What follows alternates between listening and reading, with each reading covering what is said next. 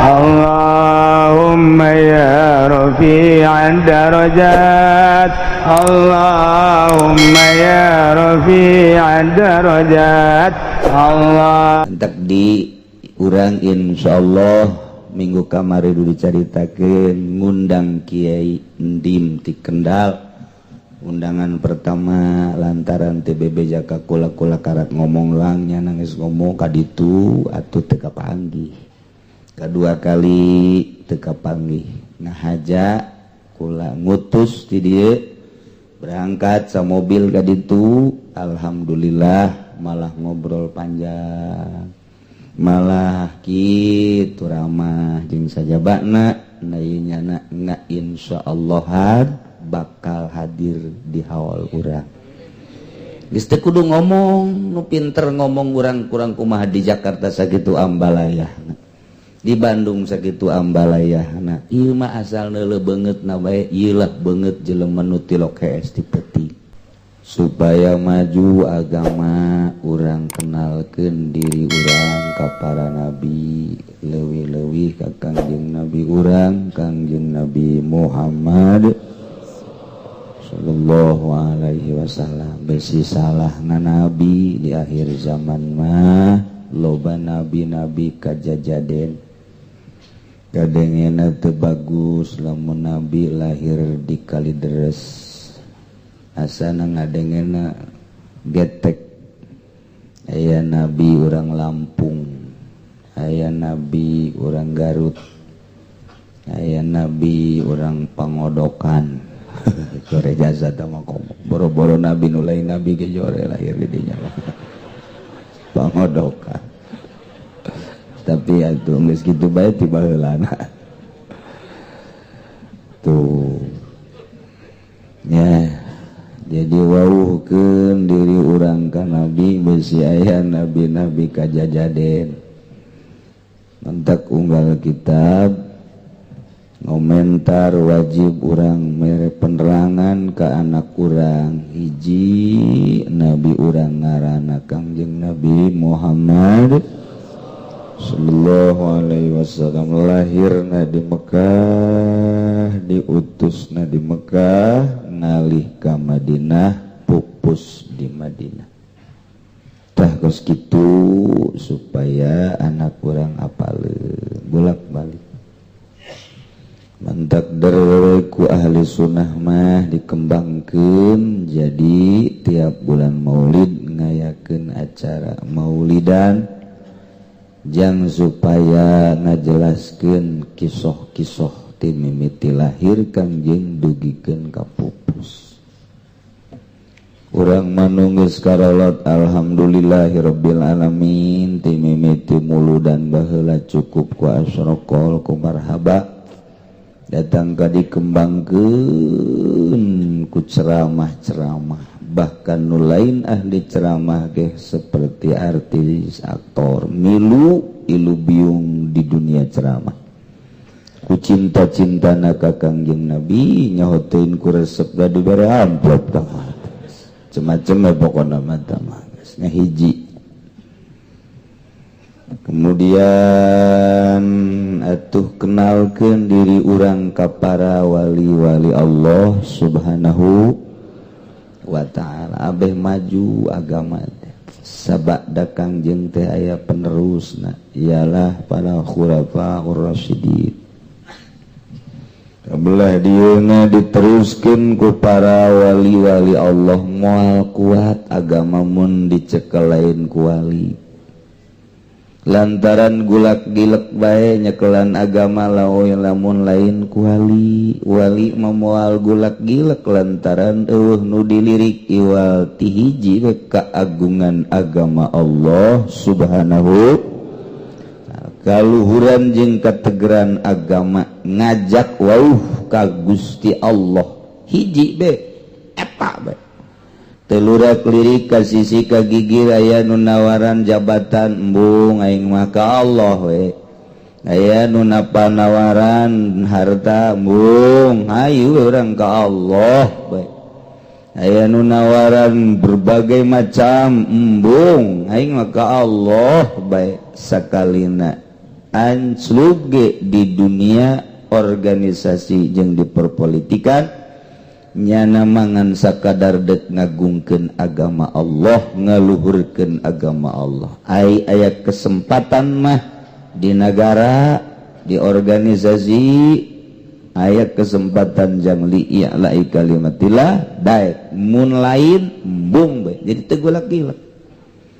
Aya di mana bae lurus jang ngaluhurkeun agama Allah Subhanahu wa ta'ala. Mun lain wali golak-gilak akarak ditawaran jadi tim ngagilak adu tawar Avanza apa Innova geus lain agama deui. Tawaran di organisasi posisi sakitu bagusnya lain ngaluhurkeun agama pake rebut itu keneh di pemerintahan pake sukat sikut tujang tajong geus lain jang ngaluhurkeun agama mantak morosot agama ajur agama mun dicekel lain ku wali Allah mah nu mantak tegerna agama dicekel ku para wali-wali Allah Subhanahu wa ta'ala. Alhamdulillah di Indonesia bae aya Sunan Ampel, aya Sunan Kalijaga, terus Syekh Syarif Hidayatullah, di Banten aya Syekh Maulana Hasan Nudi. Berkembanglah agama ku wali diteruskeun ku wali ku penerus-penerusna nu jadi wali-wali Allah Subhanahu wa ta'ala. Entak Amerika beterseupeun ayana bangsa maulidan, ayana bangsa marhaba, ayana bangsa haol-haolan ki Amerika mengkecap lantarannya nama teu didenge nambai ulama ke Amerika, ditambailah ulama supaya ngahancurkeun eta, diliberalkeun, dikapitaliskeun, disekulerkeun, ulah nyekelan agama nu asli. Baralik ti Amerika mulailah nyana dakwah ngabid'ah-bid'ahkeun maulidan, ngabid'ahkeun haul. Kurang puas keneh tambai ke Amerika dibuatlah jaringan Islam liberal. Dikembangkeunlah di dieu ku Fahrul, kemudian terus dikembangkeun di dieu ku Nur Khalis jeung saderetanana dicecer melalui Muhammadiyah, melalui Islam Jamaah, melalui PKS jeung sajabana. Kitu sejarahna. Si Fahrul mimiti nama teh bisi aya ngaran Fahrul Tajong habek. Eta mimiti nama panggil ke Amerika. Kitu sejarahna. Lantang unggal negara, unggal daerah, terutama Indonesia nu kudu dihancurkeun lantaran kental dengan kitu kesunianana. Atuh dakwah di Cikupa nu ngabid'ah-bid'ahkeun maulidan. Di Balaraja, di perumahan-perumahan. Luar biasa. Asup ke Pasar Kemis, dia tikem kurang Pasar Kemis. Dia tampiling di Pasar Kemis lain lalagaan. Terbirit-birit baliknya daga itu ke Brebes. Alhamdulillah sakitunya na pohara jasa ngaantikeun maulidan jeung ngaantikeun haul makin berjamur. Meureun karomah wali hararudang. Hararudang boro-boro anu harirup nu paeh ge di Tanjung Priuk acak-acakan. Karomah lamun geus hudang sing hade. Emang kumaha gitu aya bantuan-bantuan Allah Subhanahu wa ta'ala. Di zaman urang mah kuari urang geus mengenal insyaallah lah moal robah, mudah-mudahan urang diberi kuat teger iman urang ka Allah jeung ka Kangjeng Nabi Muhammad sallallahu alaihi wasallam jeung percaya ka karomahna para wali-wali Allah. Sebab urang aya nu ngadidik di luhurna nu arana keneh. Maot urang kabehan pasti bakal mararaot. Cel anak urang incu urang nu eueuh ngadidik wali Allah. Solihin geus pararae. Kamari ge aja solihin di ditu pae hiji. Seueuh nu ngadidik tah. Teu nyahoeun aya ge bangsa jaringan Islam liberal. Bangsa kapitalis wungkul nu kos kararitu. Anu nyana menuhankan materi nu ulah resep ka Al-Qur'anul Karim. Timbul engke ti anyak incu urang dimimiti ku ari di SD na geus diliberalkeun, geus dikapitaliskeun budayana. Tumbuh engke SMP na SMA na sementara wali-wali Allah geus arareueuh nu ngadidik. Pikumaheun ka hareupna. Mantak wauhkeun anak urang jeung incu urang ka wali supaya nyahoeun bahwa di dunia teh horeng aya wali. Ulah diwauhkeun ka bangsa profil-profil tolol, profil-profil Yahudi, profil-profil Nasrani, profil-profil nu bangsa bararejag nu kos kararitu mah ditolol-tololkeun, ditayangkeun di televisi. Bimimiti Batman-na, Superman-na, datang ke Power Ranger-na dan lain sebagainya. Wow, budak leutik teh geus ngarobrolna nu kos kitu bae lantaran pertama dididikna ku Yahudi, langsung ka jero hatena teh ararasuk. Wow, ngomongna ge budak leutik, waduh, lamun aya Super Ranger mah, wah Power Ranger nu karona teh kararitu teh. Kolot geus teu nyaraon, budak sia ngomong naon?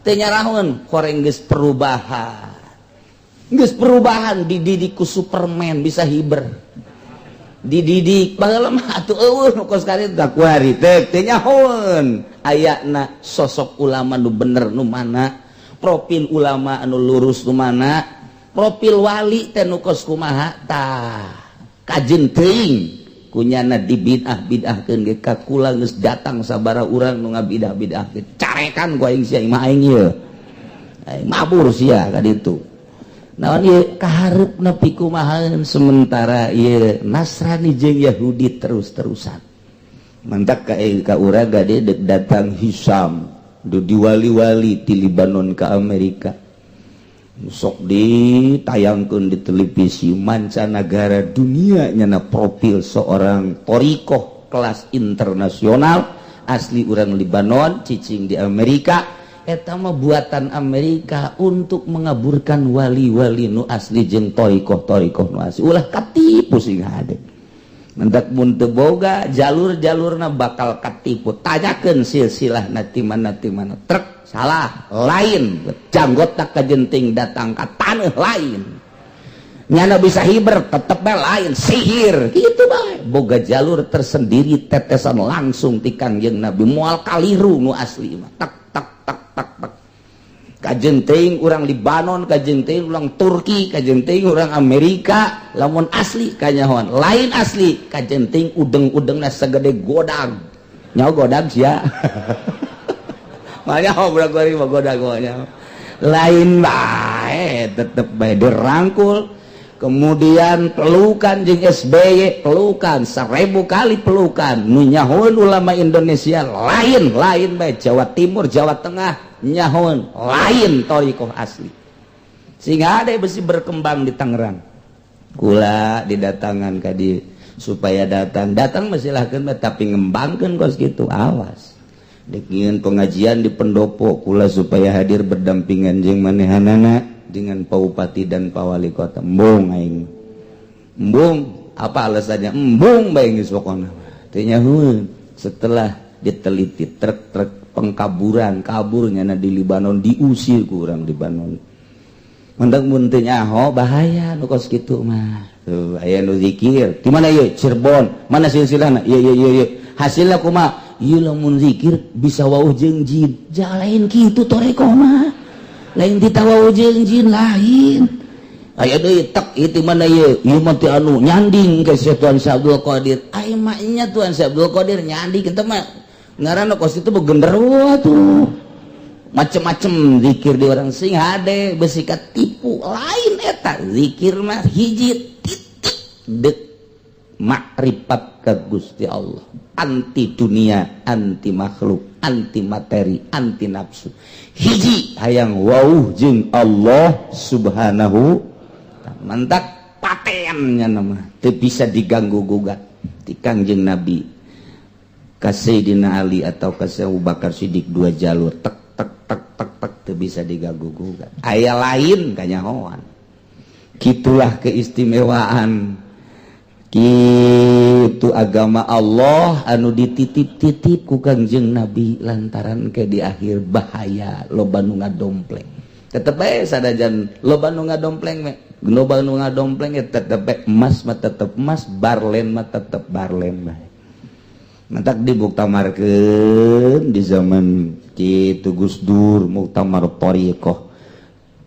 Maksud muktamar thariqah teh ndek lain dek nanaon ndek mengantisipasi thariqah anu gor mu'tabarah. Besi ayat thariqah gol mu'tabarah adu tidak diakui dari jalur-jalur thariqah, dibuatlah muktamar thariqah. Sampai ayeuna aya muktamar thariqah di Indonesia nu kuari diketuai dikepalai ku Habib Lutfi Pekalongan. Cuman atuh sekedar ketua baik bagus jangan mengecek muktabaroh jeung muktabaroh naung. Mantak di urang insyaallah minggu kamari dicaritakeun ngundang Kiai Ndim ti Kendal. Undangan pertama lantaran TBB Jaka kula karat ngomong langnya nangis ngomong kaditu atuh teu kapanggih. Kedua kali teu kapanggih. Nah haja kula ngutus ti dieu berangkat sa mobil kaditu, alhamdulillah malah ngobrol panjang, malah kitu ramah jeung sajabana naynyana nga insyaallah bakal hadir di haul urang. Geus teu kudu ngomong nu pinter ngomong urang kurang kumaha di Jakarta sakitu ambalayahna, di Bandung sakitu ambalayahna, ieu mah asal neuleuh beungeutna bae, ieu lah beungeut jelema nu tilok hees ti peuting sakitu bae. Cak urang Cikupa aja aya aki aing tilok hees cenah batuk bae tapi tah mah gering tah mah tilok hees. Nah ieu mentek aya deui anu nawaran ti Kalimantan, aya nu nawaran besi deuk ngundang aya hiji ulama di Kalimantan sarua ti lokal luar bae geus embungeun nya naon tapi muridna loba nu jara di ulama. Ieu nu hese ge ieu teh nyitak ulama supaya dakwahna dipake karesep ta eta nu hese teh. Nu mentak orang-orang Kristen mah neuleuh gereja neuleuh masjid mentereng teh nya nama teu serab. Neuleuh masjid bahkan disumbang kunyana. Disumbang ku Kristen mah ditahieun masjid teh disumbang nya nama. Teu saeutik-eutik acan silau ka masjid bude mewah mentereng henteu sebab masjid mah teu pernah mencetak ulama. Tapi pasantren yayasan pasantren Koskararieu nyana gergeteun jasa sebab dicitaklah ulama-ulama nu lantang nu nyaritakeun haram halal tanpa pamrih tah di pondok pasantren kos kieu mendak trek digeser ku nyana supaya ulah kumaha ieu dengan caranya neuleuh masjid jangan nyumbang bikin masjid sanajan di satu tempat mah hese tapi nyana teu silau saeutik-eutik acan sebab eueuh hiji ulama jebolan masjid. Tapi pondok pasantren ieu gergeteun jasa aja aing mah nyeun gerget nyana bae geus pokona mah. Hendak aya jelema Islam gergeteun ka kos kieu liberal berarti teh Islam teh. Tah kos kitu da ieu kuari urang insyaallah tanggal 15 urang ngarayakeun haul seorang kutub mulai ti kuari urang sakumaha biasa sa ikhlasna urang babarengan ruruba memperkenalkan diri urang kawali Allah anak hincu urang ngan ulah dibejaan nu sejen-sejen mah urang bae nu sejen-sejenan nu teu ngaji mah ulah urang bae geus lah kitu ge urang ge aya anu sempet bae nu teu sempet ulah geus teu kudu ieu mah urang bae babarengan nyambungkeun silsilah urang ka para wali ti para wali langsung ka Kangjeng Nabi ti Kangjeng Nabi ka Gusti Allah Subhanahu wa ta'ala. Jadi kesimpulan mah sakadarnya obe dugi kadenget ieu insyaallah tinggal kumaha kersaninggu Gusti ka dituna apakah waktu nanyana atuh ku Allah diizinan sehat ya jeung sajabana tinggal urang ngadoa mudah-mudahan urang dipanjangkeun umur ku Gusti Allah dugi ka haul oge terus dugikeun ka tambah-tambah ibadah urang oge mudah-mudahan anjeunna dibere lalugina ku Gusti Allah aya izin ti Gusti Allah dikersakeun ku Gusti Allah hadir di haul urang henteu hebat ngomongna asal diuk bae doa cukup komo bari jeung nyarita mah sadaek nanyana moal kaluar ti caritaan ibadah ieu nu kos karar itu moal nyana mah paling nyaritakeun zikir nyaritakeun ma'rifat nu kos karar itu bae sebab dunia nu aya di hatena eta sebab jelema mah nyarita teh sakumaha nu aya di hatena innal kalama la fil fuadi omongan mah nu aya di jero hate eta kahiji nomor kaduana tanggal hiji maulidna jatuh pada hari Jumat berarti ayeuna minggu Senin Salasa Rebo eta rebona dina akhir bulan Safar ngaranna Rebo Wakasar faidatun fi bayanil arbi'il akhir min syahri Safar zakara ba'dul arifin min ahlil kasfi wa tamkin ba'dul arifin ti ahli kasyaf nyari tanjuna bahwa nahu yanzilu fi kulli sanatin 300 baliyatin wa 20 alfan minal baliyat tiap tahun jang satauneun eta adalah 320.000 balai diturunkeun 320 balai yakni penyakit diturunkeun ku Gusti Allah sakaligus wa kullu zalika fil yaumil arbi'il akhir min syahri Safar malam Rabu etalah tadi turunkeun ku Gusti Allah sakaligus tek jang sataun engke anu jang bulan anu pada waktuna diturun ieu mah heulanan diturunkeun ditendeng di langit kahiji eta 320 balai jang satauneun cencelengan jadi atuh fayakunu zalikal yaum as'aba ayyamis sanah poe eta teh perbo eta tah watu pang berat-berat da pang bahayana poe dina sataun poe rebo eta tah rebo kasar rebo akhir dina bulan Safar pilinganyin kitu antisipasina taqarrub para ba'dul arifin ka Gusti Allah jaeta dengan kasafna dibere aya faman shalla fi dzalikal yaum 4 rakaatin sajalema nu salat dina poe eta 4 rakaat yaqra'u fi kulli rakaatin minha ba'dal fatihah surata idza a'tainakal kautsar 17 marrah dan selanjutnya ngan urang mah teu kudu jadi urang mah teu kudu salat urang mah geus teu kudu atuh emang kayang nah diulangkeun mah pas jasa atuh aduh ieu mah khusus ti ba'dul arifin ka ba'dul arifin sebab moal bisa cara nah geus jalain jang umum jang khusus bae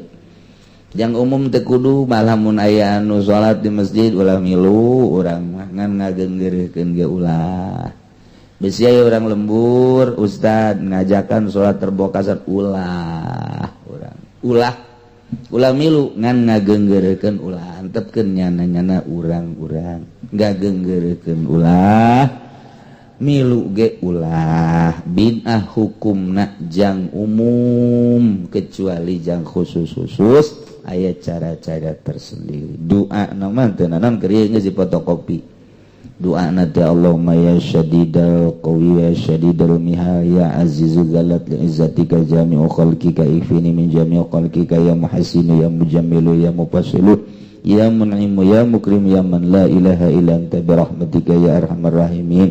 Allahumma bi sayyidil hazani wa akhihi wa jaddihi wa abi wa ummi ikmini syarra hadzal yawma yanzilu fihi ya kafi fasayakfikahumullahu wa wasami'ul alim wa hasbunallahu wa ni'mal wakil wa la haula wa la quwata illa billahil aliyyil azim. Doa na eta ajunyin salalim ba'da subuhna nyin salalim azimah nah mun azimah nama silahkeun ka para kiai ustad nu bisa nulis ke ba'da subuh poe rebo kacaikeun hasilna memeh ngadahar jeung nginumna naon eta heula baheula geus dipotokopi doana jeung salalimna ngan ku ari mun ditanya di mana teh fotokopian wallahu a'lam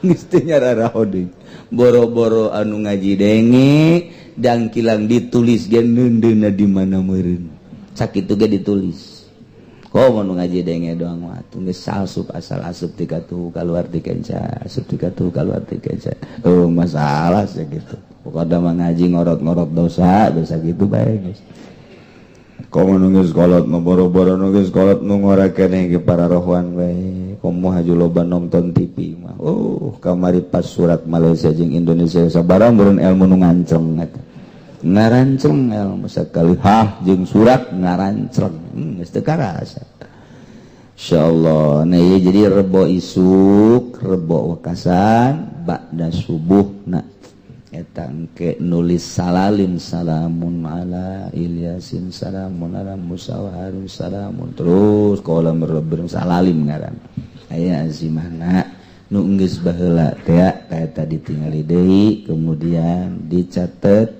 buku ditulis kacaikeun caina ke ka sumur-sumurkeun ka kulah ka mana terutama nginum urang heula ti heula tah kitulah dina rebo wakasan dina rebo isuk ulah waka ka mana heula mun memeh nginum eta jang satauneun eta supaya urang ulah kakenaan cocoba jeung balai anu ku Allah diturunkeun dina malam rebo eta.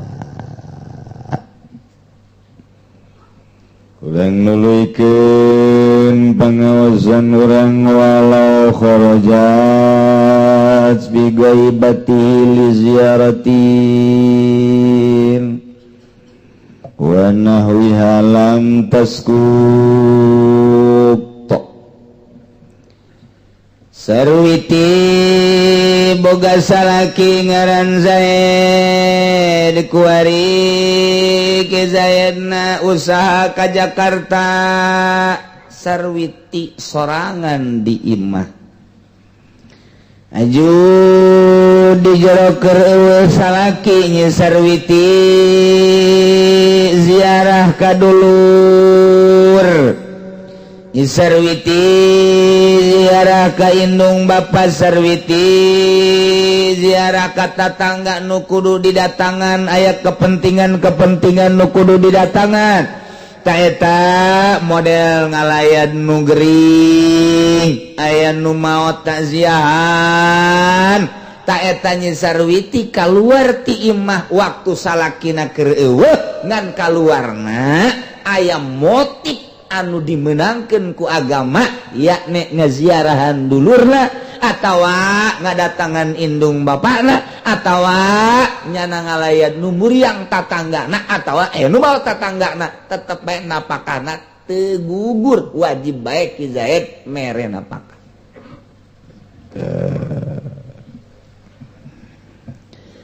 wal azaru ala nafaqata li sogirotin Zaid boga pamajikan ngaran sarwiti urang Cikupa kabenerannya sarwiti nate ieu adalah umurna kakarak 7 tahun aya awakna marada gede ngan umurna kakarak 7 tahun jadi Ki Zaid kawin ka Nyi Sarwiti teh disebutna kawin gantung.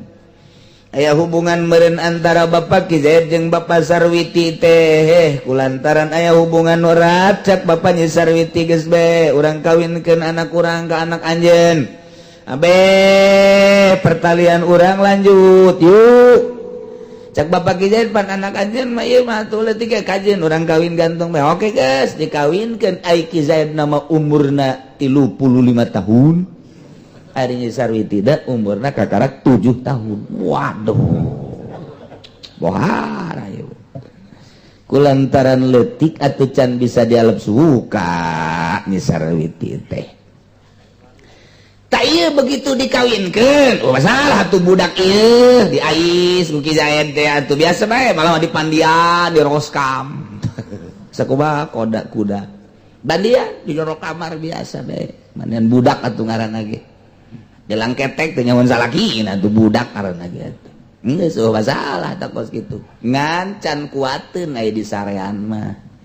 Ulah coba-coba kakaragung 7 tahun di sarean. Asana bahaya ieu mah ieu. Komo Ki Zaid umur 35 tahun mah aja pernah di Arab deui beneran. Tah ieu ulah coba-coba encan kuateun. Anu can kuateun berarti kuari Ki Zaid gabogaan pamajikan budak can ditamkin, can dijima.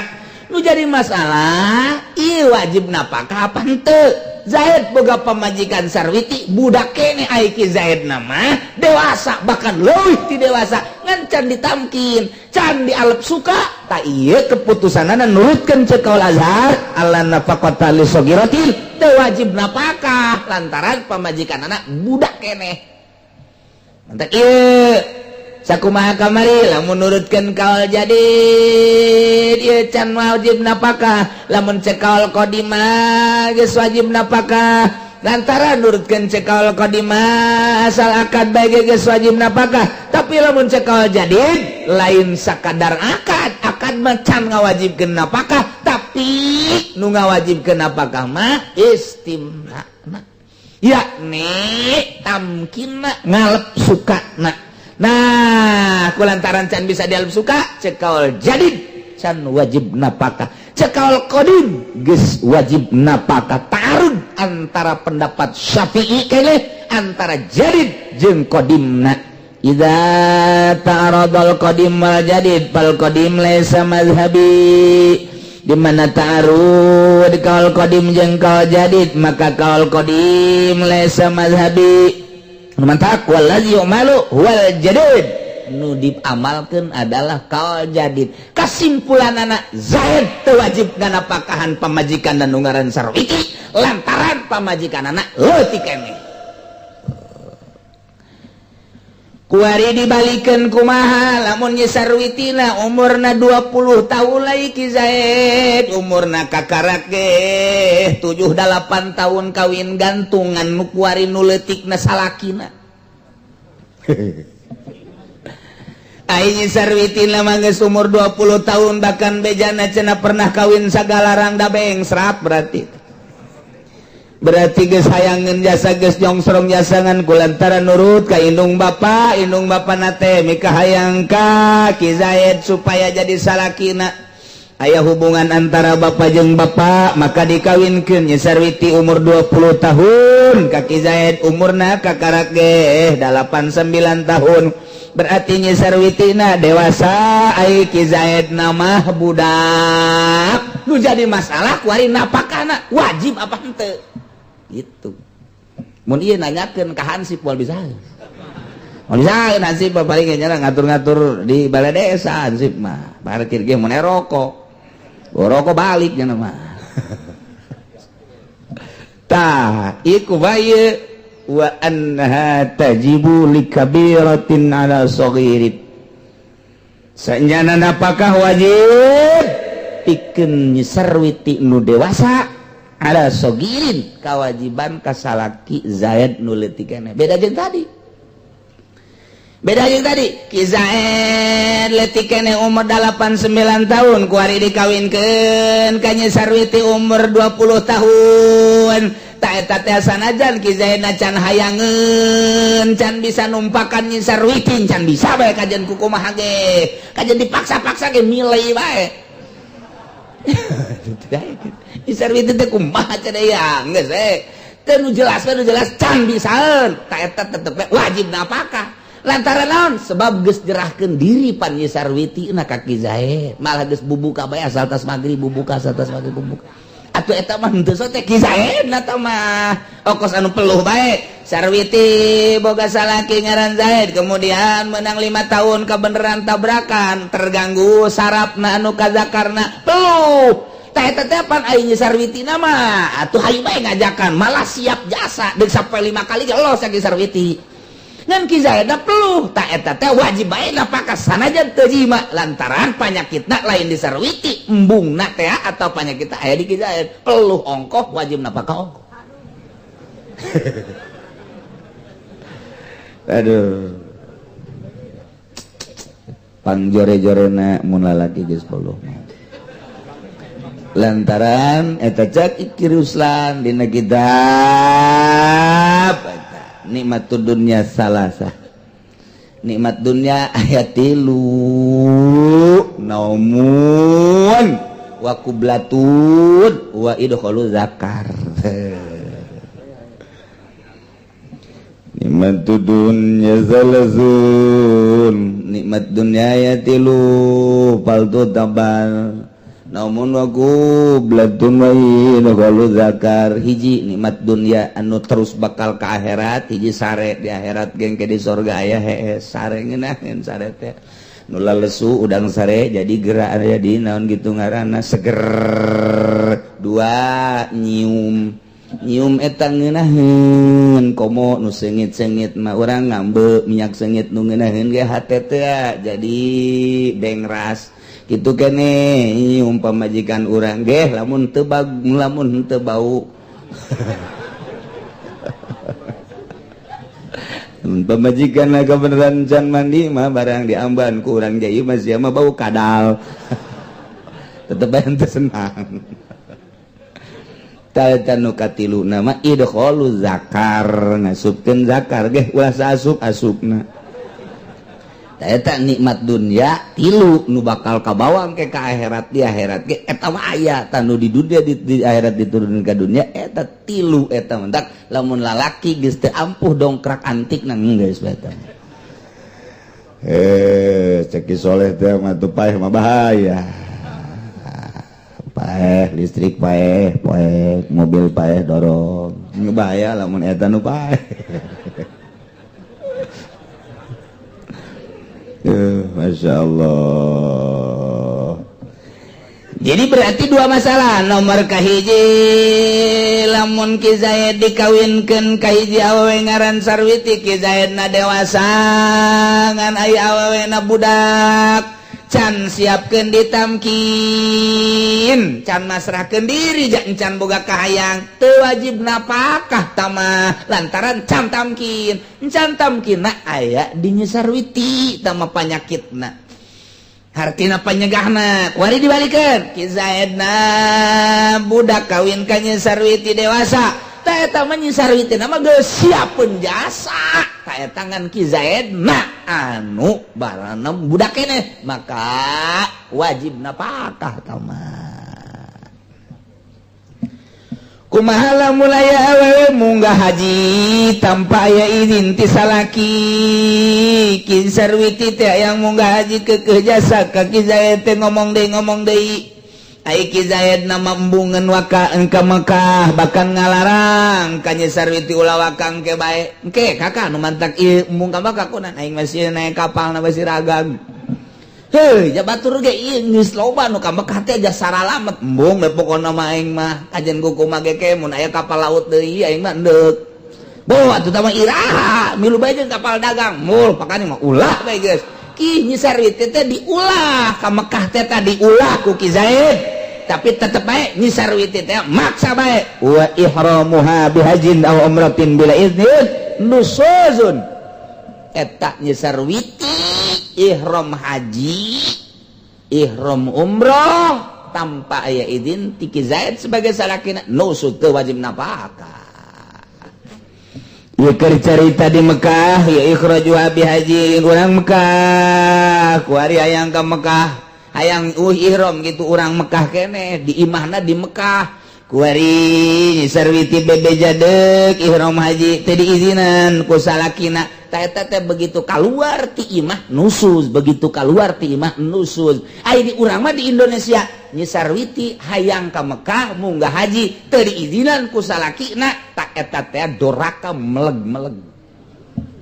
Bisa bae we izin salaki mah dek umroh dek haji bila iznin nusuzun ilam yamlik tahlilaha mun teu ngamilik kana ngahalalkeun pamajikanana yakni nyana ngalaksanakeun hajina umrohna ihramna ihram nu wajib kecuali mun dimilik tahlilna hartina dimilik tahlilna teh bisa dibatalkeun sarwiti geus ihramna ihram sunah kemudian ku kijaya diulah mun keluar bae nusuz kulantaran ieu mah deuk sakadar itu sunah doang maka diulahkeun meunang tadi diulahkeun teh bisa ditalikeun dibatalkeun salila can keluar atau teu nusuz geus keluar mah nusuz bae fa in malaka wallahu a'lam bissawab.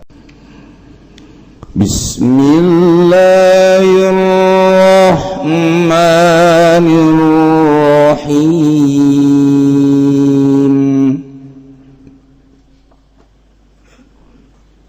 Wa ila 'adin akhahum huda qala ya qaumi i'budullaha ma lakum min ilahin ghairuh afala tattaqun.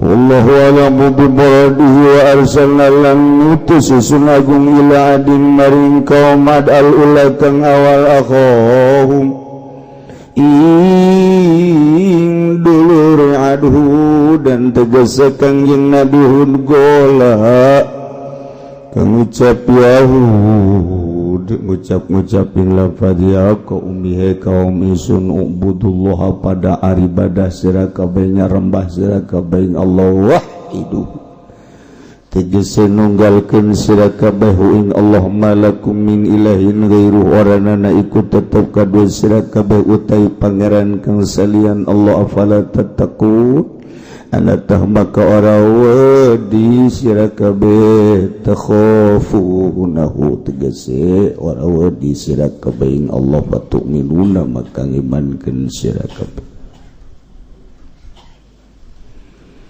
Qala al-mala'u alladhina kafaru min qaumihi inna lanaraka fi safahatin wa inna lanazunnuka minal kadhibin.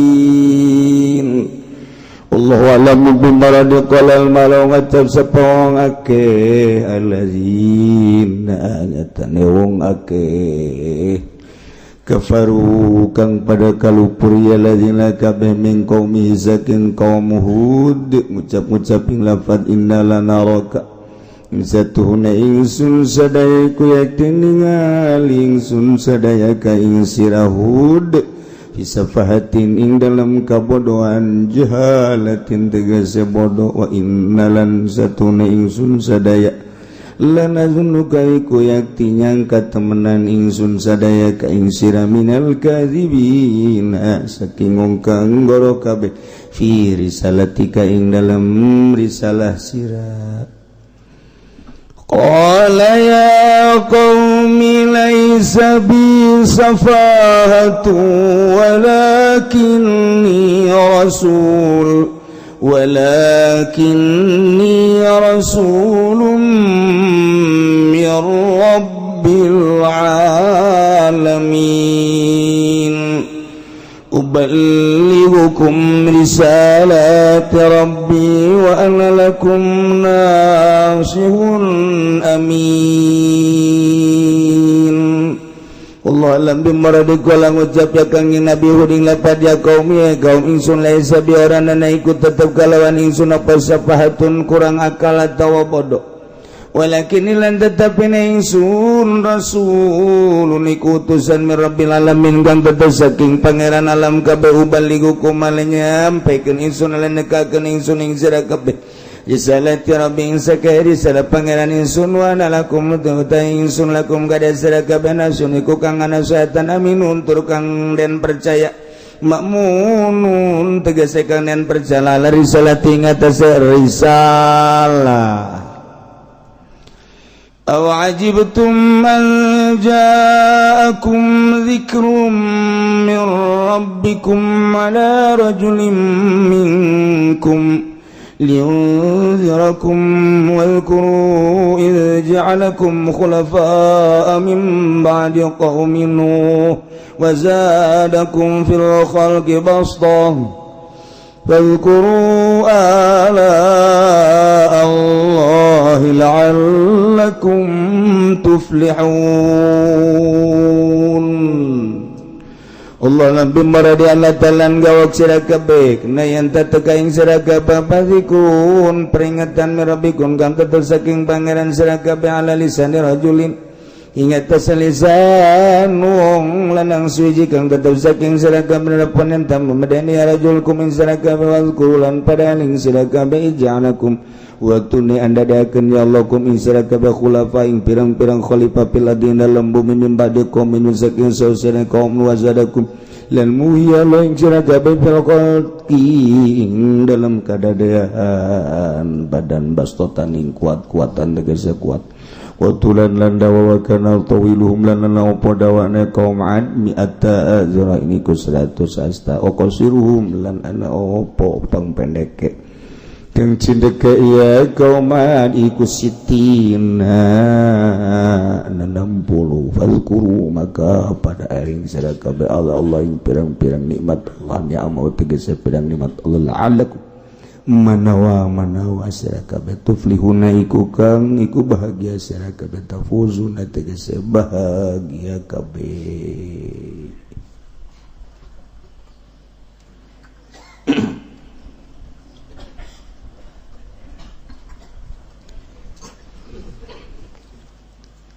Ayat masih kene bermotif nasliyah kakangjing ngabubungah ngabeberah nganang-nang kakangjing sangkan kangjing tenang pikiran kudi bere lalakon carita-carita nabi-nabi nu baheula sehingga kangjeng bisa ngukur keberhasilanana bisa ngukur teraniayana bisa ngukur kesedihan bisa ngukur sehingga timbullah ketentraman jeung ketenangan di hati kangjeng Nabi Muhammad sallallahu alaihi wasallam. Setelah Gusti Allah nyaritakeun caritaan tentang kangjeng Nabi Nuh alaihi salam sekelumit kenu bakal panjangna di hari dilanjut ku Gusti Allah nyaritakeun tentang kangjeng Nabi Hud alaihi salam.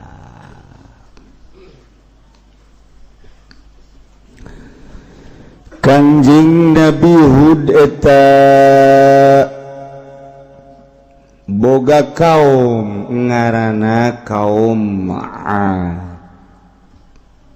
Ad eta ismul abil kabir ngaran seorang bapak tua bapak kolot ngaranna Ad bin Aus bin Irom bin Sam bin Nuh.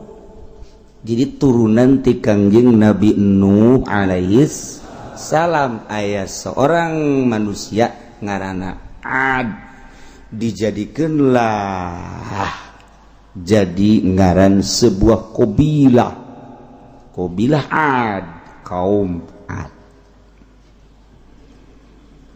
Kemudian Kangjeng Nabi Hud ngaranna Gobir bin Salih bin Arfakhshad bin Sam bin Nuh. Kangjeng Nabi Nuh boga anak ngaran Sam, boga anak ngaran Arfakhshad, boga anak Arfakhshad ngaran Salih, boga anak ngaran Gobir, ialah Kangjeng Nabi Hud alaihi salam. Di mana ieu kaum Ad eta baina Umman wa Hadramaut, antara Umman ibu kota Yaman jeung Hadramaut, di dinya aya sebuah kampung desa ngaranna Ahqaf, di dinya lah cicing kaum Ad. Masya Allah, anu geus ditata ku Kangjeng Nabi Nuh alaihi salam, sisa daripada tufan yakni banjir. Hidup tentrem Kangjeng Nabi Nuh dengan 40 pasang anak baranakan culcol deui kuari anu nentang terhadap ketuhanan Allah. Aya deui bae timbul anu mangeranan ka batu, ka patung, ka kayu, ka makhluk. Moal eureun terus bae boro-boro kuari urang geus sabaraha abad ka ditu baheula bae terus bae aya bae nu kos kitu mah. Lantaran dek di mana atuh kanyahoan berjuangna lamun kafir, dek di mana berjuangna mun Yahudi, dek di mana berjuangna mun Konghucu Buddha Hindu, dek di mana berjuangna lamun anu pasek, dek di mana berjuang namun lu murtad. Tugas sebagai santri ustad kiai berhadapan jeung pasikin ulah lain kieu mah dongengna balik pondok teh hayang nyieun imah, nyieun majlis, nyieun masjid, nyieun pondok, jelema narurut kabeh, jelema Islam kabeh. Kos kitu mah perjuanganna tah mah kos kitu mah ngaranna bodongkol. Terus di paraban jemluk beka dituna bodongkol temen kos kitu ngaran perjuangan deuleu para habaib kos kitu ge jalema cru tre di dieu cek nya aya jelema anu judi bae datang habaib ka dinya milu judi kadeleuna tapi nya nama aya bae tah ndek ngelangsungkeun dakwah teh aya bae Habib mah sebab tetesan ti Kangjeng Nabi. Kajenting ku kumaha ge dakwah teh nya nama di hatina aya bae ngan sayangna teu ngaraji doang. Mun dibere ngaji waduh Habib mah keberanian aya. Kahayang aya ngan terbatas teu rek ngaji sawareh nu teu ngaji aya nu ngaji mah geus puguh. Nah iyalah lalakon dunia mah kieu bae. Mumantak urang mah atuh urang bae geus tenangkeun ye nu mantak ngaji ge supaya urang bisa ngaji diri. Lah aing mah jasa kikieuna geus bae aing mah deuk nyalametkeun diri aing bae lah aing mah deuk ngaji bae pokona mah terus salat ibadah ka Gusti Allah. Mayan alhamdulillah barang ngaji ka Cilongok aing wal peuting hudang dalam main bola bae di TV. Jak cak kiai cenah ulah HS eti peuting nuhun aing tilok HS angkorak sia meureunna bajala maneh teh aing bae jang sia mah nu sok nonton main bola maneh molor bolon udang ge teh pake main bola mah teh mah gedean timbangan core eta mah. Nah ieu sebuah negara Yaman di dieu Umman belah dia Hadramaut tengah di dia baina Umman wa Hadramaut aya Ahqaf di dinya lah kaum Ad. Kumaha ta kaum Ad teh nyeunan batu gio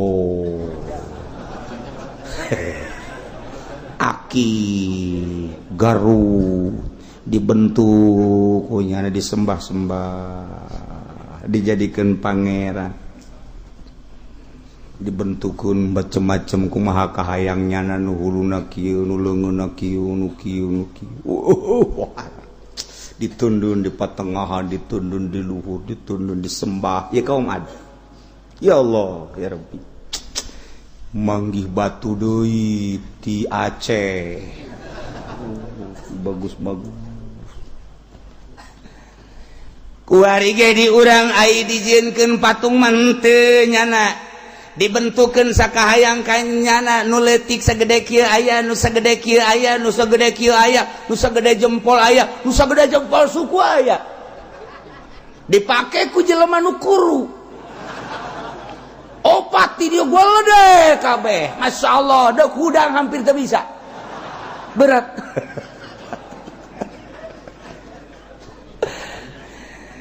Ai disembah-sembah mah henteu ngan dia geus terlena ku batu. Anu ukuranna nyana berjamaah jadi henteu. Anu ukuranna nyana ngaji jadi henteu terlena kana batu. Anu kuduna ngurusan pamajikan jeung anaknya henteu. Masing-masing bae pamajikan, anak-anaknya mah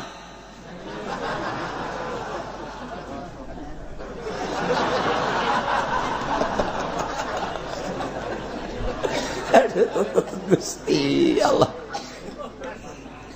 Pamarentah keur pasini urusan KPK, keur pasini urusan DPR jeung gubernur, keur pasini urusan presiden, keur pasini Megawati keur ngatur strategi, keur pasini dan lain sebagainya. Berbagai partai-partai Golkar dipecahkan, kemudian angket ditarik dan lain sebagainya.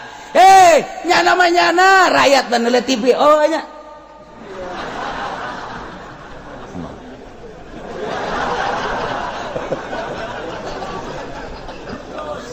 Masing-masing lecaknya nyana-nyana aing-aing geus teu nyaho ieu mah dunia sedunia ieu mah kabeh geus puguh Indonesia kabeh ieu mah teu saha kabeh. Jadi berarti geus embung nyaho aing mah urusan sia urusan aing geus bae lakum dinukum waliyadin. Tuh pohara jasa tah mah geus ngadalil sagala tah tukang batu.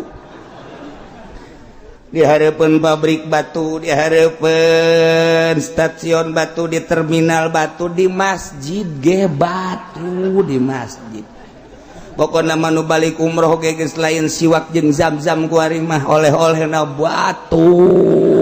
Kuari manu umroh ge nyaritakeunana batu bae hareupeun haram, hareupeun Madinah batu ngalulu. Sakjana ieu mah batu ti Syria, ieu mah batu bugu ti Kalimantan, Syria mah lulu. Sada ieu bal hubungan ti Turki dala di Sumatera tama kos kitu mah. Barang di deuleu ieu mah Kalimaya. Tu Kalimaya mah di Baja. Tama percis kos meuli ieu naon kerudung. Buatan Turki, buatan Jepang, pugu Tasikmalaya. Balik deui ti Tasik ka Mekah, ti Mekah ka Tasik deui. Atuh geus-geus kitu bae tah mah urusan perdagangan ngaranna ge. Ya Allah. Nah. Iyalah kaum Ad. Kaum Ad eta diberi kaleuwihan ku Gusti Allah dadeg pangadegna. Tulum jangkungna mi'atu zirain 100 hasta mun sahasta keur diitung 30 cm sakieu sahasta teh tah. Andai kata dihitung 30 cm 100 bagi 30 berapa? 100 bagi 30. Ya. Aing diriung kuno bodoh. Atuh 100 bagi 30 teh disaeun. Nu 10 na cenah kerok aing. Nu 90 na mah babari 90 bagi 30 tinggal nu 10 na kumaha kiai bae ka aing deui bae kan sia mah. Ilamun 100 hasta bagi 30 cm berarti sekitar 30 cm ya 30 40 cm ya 40 meter lain 40 meter jadi jangkungna awak 40 meter eta awaknya jangkungna 40 meter nupang pendekna sitina berarti bagi 30 genep 10 bagi 20 meter pang pendekna 20 meter. Jadi anu biasa-biasa nama eta jarang tah nu 60 mah nu 20 mah nu 20 meter nu lolobana 40 meter. Masya Allah karim. iyalah Ad, kaum Ad. Lain lalagaan kamu jangkung jasa banget. Wa kana rasul wahid minhum qadrul kubatil azimah, huluna sarua jeung kubah masjid nu gede. Ya Allah ya Rabbi, pada gede tinggal banget. Wa kanat ainuhu ba'da mautihi tuprahu bihal dia, kongkolak matana nalika jelema paeh terbengkalai ieu urut na ieu urut di dieu ye urut matana kan lowong bisa pakai anak baranakan ku maung didinya anak baranakan geus komo dia mah bangsa orai bangsa bangkong galede maung bisa ngendog didinya anakan gede-gedena teh jelema. Beuh, ya Allah ya Rabbi. Daharna manehanana ieu ukuranana kira-kira bangsa 1 ton saurang. Kamu teh. Daharna poara jasa. Kacaritakeun manehanana ku gede-gedena atuh kanjutna gede. Ayo itu diteruskeun ku aya dongeng. Diteruskeun ieu pan ka kanjut. Maksudna lamun ngariung geus teu kudu neangan permadani jeung sama, kajutna diamparkeun wor. Jelema dariuk di dinya kabeh. Hari puamat yaknyana kajadian ngariung kanjut diamparkeun pas aya nu ngaroko metel. Begitu metel kan nyala panas hudang cak nu ngariung kiamat.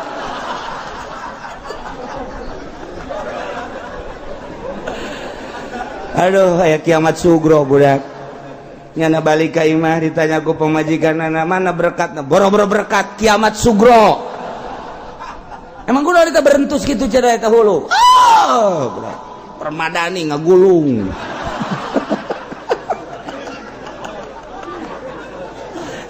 Ya Allah ku gede-gede aja jelema. Henteu tambahan teman. Tapi eta tambahan ge ti abah kula eta. Kula inget bae dongeng ti abah eta. Eueuh barang diteangan di tafsirna eueuh. Blak-blakan bae mah blak-blakan. Neruskeun dongeng abah kula eta. Aduh, isa almarhum aya we deui tambahna. Maksudna nang di mana meureun tah ge? Geus jadi eta mah tambahna tan nu ngariung ngamparkeun eta mah ti abah ka almarhum. Aju aya nu ngaroko metel. Aduh. Eueuh, kurang neangan di kitab mana aja. Eueuh ceuk kula teh. Berarti ya abah nambahan ye. Kula mesti doraka pan eta tambahan mah bener teu. Angan ieu mah geus bae tabaruk bae ka almarhum abah. Jajana ge beuneunan lain jijieun nang di guruna deui. Geus lah Pak guru-guru bae tuh ya mah. Bisa anda abah Masya Allah. Iyalah kaum Ad sapopoe nyembah nangan ka patung jeung ka batu bae urusan jeung peribadahan ka Sang Khalik. Nu dijieun sapopoe teh ialah urusan-urusan patung, berbagai patung dijieun kunyana berbagai batu-batu hasil ti unggal negara. Geus puguh batu-batu nu harerang bangsa ti Yaman mah eta akik-akik Yaman pirus. Kuari mah berbagai giok-giok dan lain-lain sebagian ngaran lagi geus macem-macem segala sapirtus. Sagala kitu solar segala geus sagala naon kitu ngaranna deuh macam-macam geus sapirtus solar bensin kumanyana bae ngaranna sabodo geus tah mah urusan batu mah urusannya dijadi-jadiku dayelah kabeh jelema kuari berubah seetik tina tadina mah maksiat ka Gusti Allah setik mabok nu tadina diharamkeun di zaman Kangjeng Nabi Nuh dilanjutkeun terus ku anak Ham teh Sam kemudian kebelah dia nama itu terus setik mabok jadi banda itu kene manehanana mimiti nama zinah lalagaan gua itu nama zinah teh dikondisikan. Masya Allah. Urang lamun nyaritakeun di negara Indonesia perzinahan bae geus hese nyaritakeun geus puguh nu liar di unggal kawasan, nu liar unggal kontrakan geus puguh main HP antar imah. Manehanana janjian geus puguh bangsa kelas-kelas elit ieu mah anu geus jelas-jelas berbagai hotel emang lain emang lalagan teu lalaga. Lantaran didinya nage geus rangkum geus aya kabeh hayang pesen di negara mana aya kabeh urang hayang anu putih ti Cina aya hayang anu jangkung gede ti India Pakistan aya ti Arab nage aya hayang nu urang Mesir di Indonesia aya pengalaman kula baheula keur sugih di Ambalaya baheula di hotel teh lain lalagaan hayang orang Malaysia ya orang Thailand aya komo produksi dalam negeri mah berbes di Ambalaya di Indonesia cenah kagok aing mah anu hideung geus anu nu koneng geus nu putih geus hayang nu hidung urang takroni aya di urang hayang nu kumaha bae eueuh kosongna aya bae ye di Indonesia cacak-cacak di Jakarta eueuh wali Allah cacak-cacak di Bandung wali Allah, cacak-cacak di Banten wali Allah, wallahu a'lam. Allah menghargai bae ka wali-walina anu selalu peuting zalalikir ngadoa lain jang dirina. Lamun geus eueuh nu kos karari itu wallahu a'lam. Masyaallah emang kumaha gitu permainan. Lah kiai tamang geus terlalu kuno kos kitu mah. Emang ya, di kulama tak kudu ka hotel. Emang mah? Ya, kiai tah pencet sok. Iya. Berikut hargana nongol ini. Masya Allah. Pencet di lagu BlackBerry. Tek plek aya. Wih, susu nongtot. Ipi nongtot dan lain sebagainya. Hargana aya di dinya harga. Ya Allah, 1 kali pakai sekian, 2 kali pakai sekian. Andai kata per hari sekian, seminggu sekian, potong harga, pemotongan segala. Teu kudu ka hotel. Teu kudu gua ari mah geus make kos kitu tah. Ya Allah, ya Rabbi, penawaran nangis langsung ka imah ku ari mah. Masya Allah, jual rumah berikut penghuninya.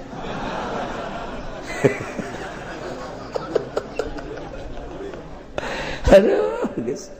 Nah ya kaumat, acak-acakan guys kuari. Mabok aya didinya di kaumat, judi di kaumat, perzinahan di kaumat geus teu puguh, jelema geus teu puguh mana bapana mana indungna geus campur anak zina ambalayah di jelema sakitu gualaladena. Sakitu guararagahna hiji nikmat anu dibikeun ku Gusti Allah ka anjeunna, dibere awak jangkung gede tapi mahmur segala rupa aya. Kacaritakeun daun lawangna bae daun lawangna imahna aya lawangan-lawangna dibuatna tina batu geus jelas berarti kan imahna luhur sebab jelemana ge 40 meter eta teh batu teh ieu teh lamun dicaritakeun di dieu ieu imahna aya lawangna tina batu sabelah batu lamun dibawa ku umat Kangjeng Nabi Muhammad ku 500-an moal kaangkat 500 ngangkat sabelah lawangna nu terbuat tina batu zaman kaum Ad moal kaangkat 500-an bisa pae katindihan ku lawang tah mah Gusti Allah lain lalagan iyalah kaum Maha kawasa Allah titurunan saturunan Kangjeng Nabi Nuh alaihi salam cel bae aya hiji nabi ngaranna Kangjeng Nabi Hud. Kangjeng Nabi Hud teh anu tadi dicaritakeun ngaran Gobir bin Saleh bin Arfakhsad bin Sam bin Nuh. Ariad bin Awas bin Iram bin Sam bin Nusarwa ti dituna nu kasam igen nusam nu mantak sadulur atuh lantaran sauyut ka dituna. Kangjeng Nabi Hud dilahirkeun ku Gusti Allah di negara Yaman tadi di Aqab. Gede geus mulai nur ilahi aya dina qalbuna. Begitu gede nyana mangis dibere ilmu ku Gusti Allah kok ieu manusia acak-acakan kieu. Kok ieu manusia teu pararuguh tatananana. Budaya-budaya geus leupas tina aturan-aturan Sang Khaliq. Sagala rupana kumaha maranehanana bae teu meunang digeunggeureurkeun keur mah jelema gede beuh sakali ninjuna ge kacaritakeun eta gunung nu aya di Yaman pernah dijotos ku salah saurang eta langsung ngaguling gunung leutik bukit berarti atuh pan teu kira-kira teh wah mun kuari aya nyana sorangan bae di dieu ka di dunia aya kuari. Misalnya di dunia orang minta pertolongannya nabaya coba ke Jakarta tuh jarotosan apa? Itu kudu dijotos asal jada datang bagi kingkong mah eleh. Maha kawasa Allah dek ngalalempeng tatanan manusia geus amburadul. Maka dilahirkanlah Hud alaihi salam dongeng Kangjeng Nabi Hud bakal aya dua ieu nu pertama mentak di dieu ge wa ila adin adil ula kaum Ad anu pertama engke kaum Ad anu kadua mah ieu adalah kaum soleh kaum Samud wa samud alladzina jabu sakhra bil wad engke kaum Samud bakal diceritakeun dina Al-Qur'an. Kuari mah Samud nu pertama sekilas jang naon jang naslia hati Kangjeng Nabi nyenangkeun. Wa ila adin akhahum huda wallahu a'lamu bimuradih ay wa arsalna kami nu agung cek Gusti Allah ngutus ka kaum Ad anu gulalede jangkung 40 meter anu lebarna luar biasa gedena daharna ge sakali dahar teh 1 ton huluna percis okos kubah masjid anu gede boga kagagahan kekuatan anu pohara kaum Ad teh nu dimaksud jang ibadah ka aing cek Gusti Allah tapi geuning disalahgunakeun kagagahan jeung kekuatan teh pake inkar ka aing maka aing ngutus ka kaum Ad akhahum kadulurna nu sadulur pada manusia mun dideuleu ku urang sarua pada turunan kaum Kangjeng Nabi Nuh saha Hudan Kangjeng Nabi Hud alaihi salam mantak lamun urang ka Yaman aya makom Kangjeng Nabi Hud lamun haulna rame na luar biasa di Yaman kuburan Kangjeng Nabi Hud aya.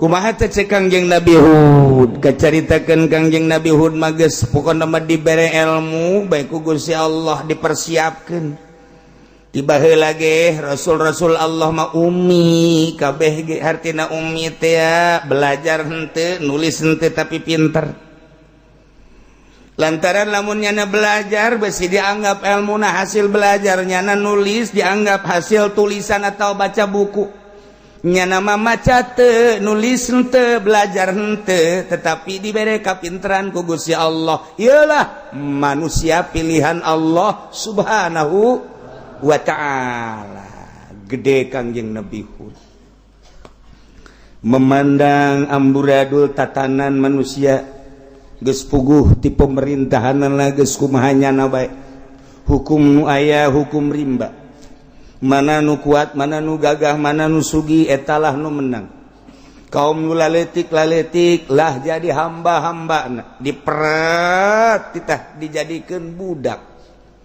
ngaladenan kaum anu kuat main rampas bae main sita bae kajeun ku kumaha ge kitulah kaayaan di zaman kaum Ad maka Kangjeng Nabi Hud dibere ilmu ku Gusti Allah sekaligus diangkat jadi nabi sekaligus diangkat jadi Rasul Allah Subhanahu wa ta'ala. Dakwahlah Kangjeng Nabi Hud. Cek Kangjeng Nabi Hud, ya qaumi ubudullaha ma lakum min ilahin ghairu afala tattaqun. Ya qaumi, kaum kaula Ad, ubudullah, ulah salah nyembah atuh geura, ulah salah sujud atuh geura, ulah salah ibadah atuh geura. Cek Kangjeng Nabi Hud, ya nu kudu diibadahan ma alladzi khalaqas samawati wal ard. Allah, ubudullaha, ibadahan Allah, wahiduh, tunggalkeun Allah, tauhidkeun Allah, hiji pangeran Allah, malakum min ilahin gairu, teu aya kahareunyeun kabeh pangeran salian Allah. Sing sieun atuh, afala tattaqun, apakah maneh teh sieun?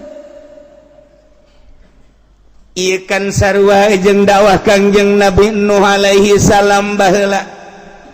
Kangjeng Nabi Nuh ge kapan dakwahna teh kos kitu. Cek Kangjeng Nabi Nuh, ya qaum ya'budullaha ma lakum min ilahin ghairuh inni akhafu alaikum azaba yaumin azim. Perbedaan saeutik ari Kangjeng Nabi Nuh matungtung ayatna. Cek Kangjeng Nabi Nuh kade maneh teh kudu ibadah ka Gusti Allah eueuh pangeran salian Allah. Inni akhafu, sanyana kaula rempan jeung sieun karanjeun kabeh lamun ibadah lain ka Allah teh rempan azab yaumin azim, asana disiksa memeh di akhirat, di dunia disiksa tah lantaran geus aya tanda-tanda bakal disiksa. Kangjeng Nabi Nuhna dibere banjiran ke tuh. Ari Kangjeng Nabi Hud sarua Kangjeng Nabi Hud ge ngajakna sarua jeung tadi. Cek Kangjeng Nabi Hud, ya qaumi ibudullaha ma lakum min ilahin ghairuh. Kaum kaula ibadah geura aranjeun kabeh ka Allah, ulah salah nyembah, sembahlah Allah wahiduhu malakum min ilahin ghairuh, teu aya pangeran kecuali Allah. Ai tadi mah inni akhafu alaikum azab yaumin azim. Ai Kangjeng Nabi Hud lain, afala tattaqun. Hei, nah maneh teh sararieun emang kunaon deuleu bapak kolot urang baheula, uyut urang baheula, bawa urang baheula di zaman Kangjeng Nabi Nuh eta kapan disiksa di banjiran teh sieun afala tattaqun. Nu mah neruskeun Kangjeng Nabi Hud mah sing sieun moal teu disiksa deui kajen kumaha ge ngan beda meureun penyiksaanana kade apalah tattaqun. Artinya siksieun ya siksieun lamun teu nyembah ka Allah, lamun teu ibadah ka Gusti Allah, moal teu akur jeung baheula di banjiran kuari ge meureun disiksa ngan beda siksaanana kade. Terus bae Kangjeng Nabi Nuh, Kangjeng Nabi Hud teh dakwah teh di kota ka kampung, terus bae dakwah kumaha eta kaum-kaumna ngomongna. Qalal mala'ul ladzina kafaru min qaumihi inna lanaraka fi safahah wa inna lanazunnuka minal kadhibin. Qalal mala'u kaum Ad, pembesar-pembesarna, penggede-penggedena ngaromong, tokoh-tokohna kabeh ngaromong kumaha ngomongna. Cek tokoh-tokoh anu kalalapir anu teu percaya ka ucapan Kangjeng Nabi Hud alaihi salam ngomongna inna lanaraka fi safaha. Heuy Hud, kami mah neuleuh maneh teh bodoh amat, kurang akal maneh mah, jahalah bodoh lain lalagaan. Wa inna lanazunnuka minal kadhibin, jeung kami boga sangka ka anjeun maneh mah bohong, ngaku-ngaku risalah, ngaku-ngaku diutus ku Gusti Allah, bohong, bodoh sia. Disaimbangkeun omongan kaumna jeung omongan Kangjeng Nabi Hud, lantaran Kangjeng Nabi Hud teh ngomong ka kaumna dulur atuh kunaon bodoh-bodoh teuing ieu mah batu menang ti taneuh diangkat ka luhur dibersihan haju herang dipoles dibentuk dipoles kunaon haju disembah kok bodoh amat manggi deui batu nu beureum kuari diangkat dibentukeun deui kemudian dipoles herang disembah manggi deui batu hejo ti Garut dibentukan kemudian hajo dipoles disembah bahkan di Garut mah aya nu unik nu mantak ditahan ge batu Garut teu meunang kaluar teh lantaran di ditu di Bayongbong aya hiji gunung panyokotan batuna kunaon barang keur dicokotan aya kaluar bentukna batu Garut anu hejo bagus luar biasa mahal ngan geus dibentukeun jadi buaya lempang biasa gede buaya kabur kabeh anu ngalaan batu wah sia begitu laporan langsung ke polisi langsung nyurpei ngaletikan aya namahan jadi letik buayana senggeus diteliti aya buaya artina letik teh sekitar sameteran atau dina mau gede kabur aya anu ngoser di dinya bae kitu kuari maya sameter ngomong aya anu bisa ngaranna naon kana sok ngomong jeung nu gaib nu ngomong jeung nu gaib teh naon ngaranna di sadane teh anu sok aya buaya teh sok aya nu ngobrol teh naon ngaranna atuh pan siapa wang nalin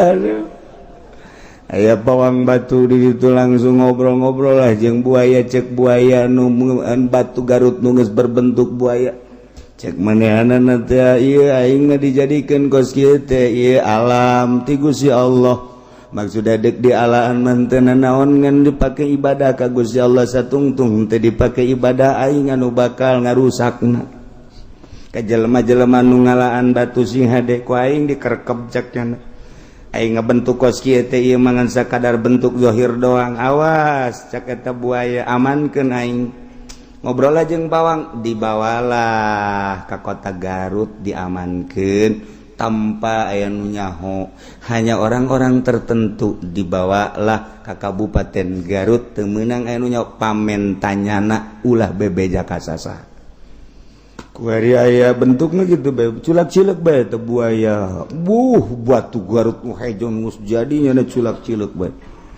lamun aya kadinya bangsa jelema-jelema nu enduk neuleuh matana molotot sieun paling anu panasaran culak-cilek calangap balik nantek batu Garut ditahan tuh si batunya kan nyawana aing kan ye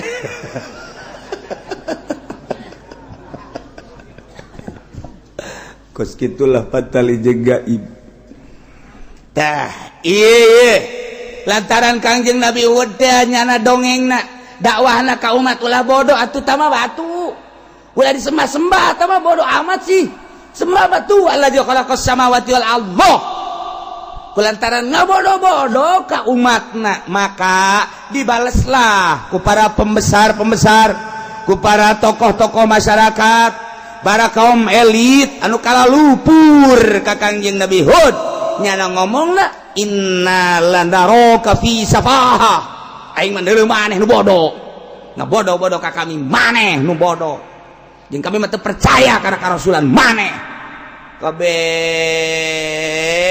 disetel ka lembur-lembur sakumaha kamari Kangjeng Nabi nu mun aya Hud bedakeun si bodoh kitu mun aya Hud bedakeun si bodoh kitu we geus ulah hese-hese bodoh kurang akal budak leutik disetel wow Hud bodoh kurang akal si Hud si bodoh aduh cek Kangjeng Nabi Hud pohara jasa datang ka di kitu-kitu batur badakwah urang badakwah ka karakter didengekeun doang ku masyarakat lantaran ngalantur teuing meureunana dakwahna atawa kebal teuing lantaran hayang rada gede meureun kitu nya Itu wajar-wajar bae lah teu leuhud mah dikeprakan ku budak si hud si bodoh si kurang akal. Beuh ka mana hud dakwah kitu bae. Cak anjeun Nabi kieu teh si umat. Asal ka mana geus lain hud deui. Dok, ka mana dok? Si bodoh ka mana? Budak leutik ke. Bodoh ka mana bodoh? Aduh, geus teu bisa Kangjeng Nabi Hud ojek. Terus Kangjeng Nabi Hud tadarruk ka Gusti ibadah ka Gusti dakwah Kangjeng Nabi Hud. Cek Kangjeng Nabi Hud ya qaumi laisa bi safaha walakinni rasulun min rabbil alamin uballighukum risalati rabbi wa ana lakum nasihun amin.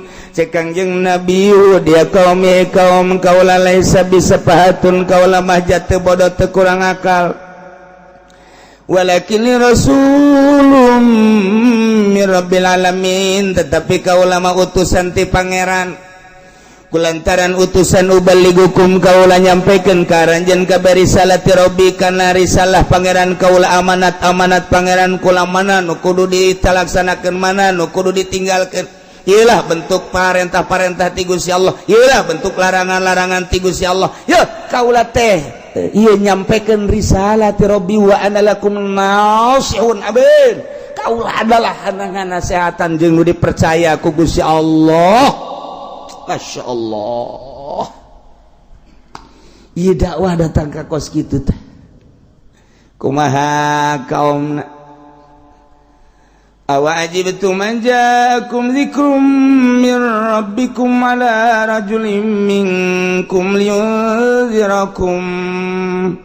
Terus bae Kangjeng Nabi Nuh teh Kangjeng Nabi Hud teh dakwah bae bari dibodoh-bodoh ge ku berbagai masyarakat disetel tilur ka handap titah ngabodoh-bodoh Kangjeng Nabi Hud tapi aya bae anu mengikut ka Kangjeng Nabi Hud mimiti ngaran Asmat eta mah pengikut setia Kangjeng Nabi Hud alaihi salam ka mana bae milu ketika Kangjeng Nabi Hud dakwah begitu dakwah kabeh nyebutkeun bodoh nyana ka hareup maksudna tenang ulah dilawan emang kunaon lain lawan atuh urang nganduaan nyana ambalaya ribuan cek ulah dilawan moal mulai aya deui tiluan pengikut setia kanu bakal dicaritakeun selanjutna nu selalu mendampingi Kangjeng Nabi Hud alaihi salam anu terus nyana musyawarah terus-terusan anu kehudang ti peting nyana musyawarah ujung-ujungna mah cek Kangjeng Nabi Hud lah ieu mah urang serahkeun bae ka Gusti Allah cek Gusti Allah teh aya urusan serahkeun mah gababari sia dakwah pan dititah waing. Hai dakwah bae heulanan terus bae dakwah nu milu setiap tiluan selalu dakwah ka mana bae milu tapi kaum nu lainna tetep ngabodoh-bodoh inna lanaraka fi safahah wa inna lanazunnuka minal kadhibin. Numantaku hari aya kiai anu ngaharam-haram kredit di bodoh-bodoh ulah kaget aya kiai ku hari anu rada rencep di wetan anu rada teger aya saurang ngaharam-haram bunga bank nu ngabodoh-bodoh nage kiai deui geus puguh pejabat mah ulah kaget boro-boro ku hari baheula Kangjeng Nabi Hud di bodoh-bodoh ku hari lamun aya kiai ngaharamkeun kredit anu 2 akad aya kiai ngaharamkeun bunga bank deposito dan lain sebagainya anu ngaharamkeun pajak dibodoh-bodoh ku kiai deui bodoh tamah kiai teh nyahoeun wawasan ka hareup teu bisa baju tamah atuh ngabodoh-bodoh teh bodoh tamah kiai lamun eta kreditan diharamkeun atuh da kumaha ngojeg ieu atuh kumaha dalil ka ngojeg atuh Wah ya Kiai budak leutik tah cenah masyarakat leutik lamun kredit dihasekeun hese ngojek. Waduh berarti waya hilur riba li ojegin. Gue gara-gara jelema ngojek gak jadi halalkeun emang bisa kos kitu. Ngadu lah ieu tetep bae. Kiai anu sieun ka Allah mah mangga bae teh urusan ngojek mah teh urusan perusahaan. Urusan dek nyieun kitu perusahaan mah urusan usaha teh mah nya mampu pek bae teu mah ngan tetep bae. Ngabodo-bodo kiai bodoh boleh dituturkeun teh mah kos kitu mah. Henteu berprinsip maju teh mah kiai kos kitu mah atuh. Hese jelema. Aduh haram-haramkeun mah. Kajen Kangjeng Nabi Hud ge baheula di kitu-kitu terus bae di bodo-bodo Hud bodo Hud si bodo si bodo si Hud si Hud si bodo Hud bodo si bodo si Hud. Asal dek dakwah bae pasti cek si Asmada pasti di bodo-bodonya. Itu kumaha terus bae kajen cek. Geus encan ge naik ka panggung bodo tuh. Cakang Nabi terus bu eta tah nu ngegerakeun nu tiluan terus bae terus geus dibodo-bodo ge kajeun. Waduh cenah geus cengeng ieu kajeun ceneng ge kajeun jauh urang mah teu bodo ieu pan ente mah aneh mah pan rasulun mir rabbil alamin tapi anehnya dibodo-bodo kajeun tah dibodo-bodo ge batak terus bae Kanjeng Nabi Hud dibodo-bodo ge. Inna lanaraka fi safaha kaula bener lumana teh bodoh kurang akal wa inna lanazunnuka minal kadzib bohong lain Rasul Allah. Kangeunahan kami keindahan kami geus ngeunaheun dagang kumaha kami bae teu kudu make aturan-aturan Hud zina kumaha kami bae jangan ngeunaheun buktina kitu keneh mabok ing sajabana ku adeg dilobah pangeranna titah pangeranna kalau teu kadeuleu bodoh si Hud. Asal dakwah di bodo-bodo, asal dakwah di bodo-bodo. Si bodo, si Hud, si bodo, bodo Hud, Hud bodo. Wah, ambalaya. Emprak-emprakan budak dia datang ke kos gitu. Masya Allah. Kumata Kangjeng Nabi Hud terus baik. Jelema jarangkung gede. Tenurut ke Kangjeng Nabi Hud alaihi salam. Dilanjut. Awa ajibtum anjakum zikrul. Wallahu a'lam.